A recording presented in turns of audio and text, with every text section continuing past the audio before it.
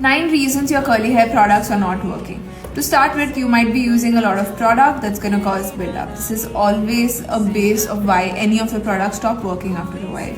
Your hair might be needing a lot more moisture. Check on your ingredients. Maybe you're using too much protein and your hair requires moisture.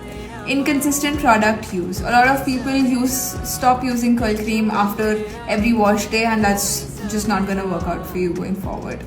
The products, they don't suit you. It's very tempting to buy products that's already there in the market. Don't hoard. Try out your products. Make sure it works for you, and only then figure out your way. Hard water is the #1 reason why products stop working after a point of time. Make sure you have a tap water filter and it's directly correlated to your buildup.